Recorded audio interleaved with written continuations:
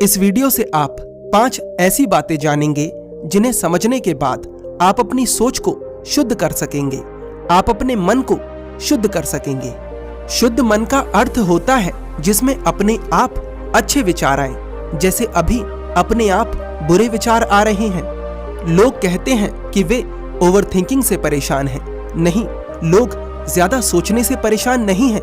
लोग इस बात से परेशान हैं कि वे ना चाहते हुए भी वो सोच रहे हैं जो वो सोचना नहीं चाहते। अगर किसी के भीतर लगातार अच्छे विचार आते चले जाए तो वो कभी नहीं कहेगा कि उसे ओवरथिंकिंग होती है। तो समस्या बहुत सारे विचार नहीं है, समस्या कुछ गलत विचार हैं। अब गलत और सही विचारों के बीच में क्या अंतर होता है, एक छोटी सी घटना से समझिए। एक बार कोई व्यक्ति किसी महात्मा से पूछता है कि गलत विचार और अच्छे विचार के बीच में क्या अंतर है। वे महात्मा उत्तर देते हैं, गलत विचार वे होते हैं जो तुम्हें सुख का लालच तो देते हैं लेकिन उनका परिणाम केवल दुख होता है, और अच्छे विचार वे होते हैं जो तुम्हारे भीतर बीज बोए, जो तुम्हें इस स्थिति को बदलने के लिए प्रेरित करें। उदाहरण से समझो, एक विचार हो सकता है कि नशा करता हूं, बहुत आनंद मिलेगा। इस विचार की शुरुआत में आनंद तो दिखता है लेकिन इसका अंत बहुत दुखदाई है। दूसरा विचार हो सकता है कि मैं उम्र से पहले बूढ़ा नहीं होऊंगा। अब इस विचार को सच साबित करने के लिए कर्म करना अनिवार्य है। बिना कर्म के आप इस विचार को सच साबित नहीं कर सकते।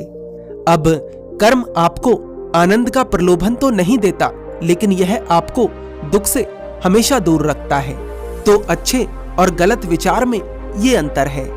अब समझते हैं उन 5 बातों को जिन्हें समझकर आप अपनी सोच को शुद्ध कर सकते हैं। ये 5 बातें गौतम बुद्ध की शिक्षाओं से ली गई हैं। पहली बात, खुद के तन को साफ रखें।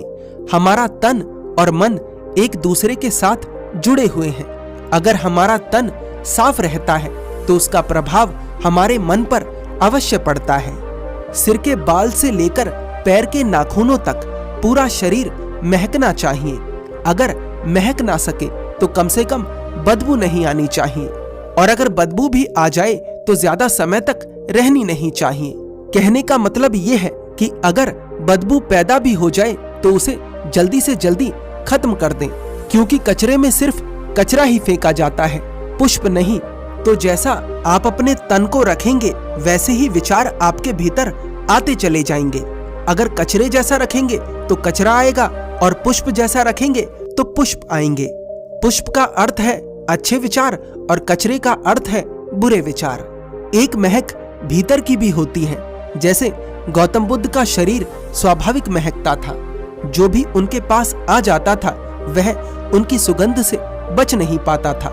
जिस प्रकार एक फूल महकता है, ठीक उसी प्रकार बुद्ध की उपस्थिति महकती थी। दूसरी बात, अपने शरीर की भीतर की गंदगी को बाहर निकालें। गंदगी को बाहर निकालने का क्या तरीका है? शारीरिक तप करना। शारीरिक तप करने का अर्थ है व्यायाम करना। बुद्ध व्यायाम कैसे करते थे समझिए। बड़े बड़े राजा महाराजा बुद्ध को अपने घर भोजन के लिए आमंत्रित करते थे। वे बुद्ध को महल तक लाने के लिए बड़े बड़े रथ भिजवाते थे, लेकिन बुद्ध कभी भी किसी रथ में बैठकर नहीं जाते थे। वे हमेशा पैदल ही जाते थे, चाहे यात्रा कितनी भी लंबी क्यों ना हो। पैदल चलने से शरीर को कष्ट होता है, और जितना शरीर को कष्ट होता है उतना ही शरीर अच्छी स्थिति में रहता है। और भी कई कारण थे पैदल चलने के पीछे, लेकिन यह भी एक प्रमुख कारण था। तीसरी बात, उचित और सम्यक आहार। बुद्ध ने कहा है, जैसा आहार होगा वैसा ही विचार होगा। बुद्ध ने यह भी कहा है कि कोई भी चीज अति में विष का कार्य करती है। बुद्ध जब भी किसी के घर भोजन के लिए जाते थे तो स्वभावतः आमंत्रण देने वाला बुद्ध के समक्ष तरह तरह के भोजन प्रस्तुत करता था, लेकिन बुद्ध उतना ही खाते थे जितना आवश्यक था। उस समय में आज के मुकाबले बहुत ज्यादा हानिकारक भोजन भी नहीं होते थे। आज तो तरह तरह के भोजन उपलब्ध हैं और किस हद तक नुकसान पहुंचा सकते हैं इसकी कोई सीमा नहीं है। यहाँ पर एक बात और समझिए, अगर आप स्वादिष्ट भोजन खाने के शौकीन हैं तो आपको उसे छोड़ना नहीं है, बस आपको उसकी मात्रा को सम्यक कर देना है। सम्यक का अर्थ होता है ना कम ना ज्यादा। खाना खाने के बाद आपके भीतर खाने की थोड़ी सी भूख रह जानी चाहिए, अर्थात खाना पेट भरने के लिए खाना है, मन भरने के लिए नहीं। एक टिप और आपको देना चाहता हूं, खाने में कम से कम 30% फ्रूट्स और रॉ वेजिटेबल्स ऐड करें। चौथी बात, संगति का खास ध्यान रखें। संगति का अर्थ है इंद्रियों के द्वारा ली गई जानकारी। जब सिद्धार्थ यानी कि बुद्ध सत्य की खोज में थे तो राजा बिंबिसार और आम्रपाली ने उन्हें आमंत्रण दिया था कि वे उनके महल में रुककर ध्यान साधना करें।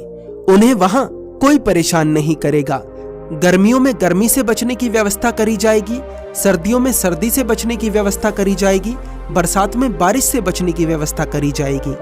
लेकिन सिद्धार्थ मना कर देते हैं क्योंकि वे जानते थे कि उनकी यात्रा भीतर की है और वे किसी ऐसे की संगति कर कर अपने लक्ष्य तक नहीं पहुंच सकते जो बाहर की यात्राओं में व्यस्त है।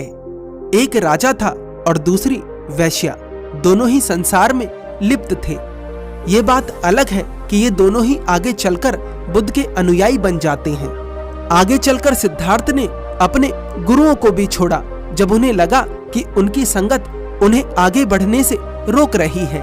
यहाँ पर एक बात और समझनी आवश्यक है कि जो संगत कल आपके लिए ठीक थी, हो सकता है वही संगत आज आपके लिए ठीक ना हो। सत्य की यात्रा शुरू होने के बाद सिद्धार्थ का ज्यादातर समय ऐसे लोगों के साथ बीता जो उनकी यात्रा में उनके सहायक बने। आज के समय में ज्यादातर लोगों का ज्यादातर समय सोशल मीडिया पर बीतता है।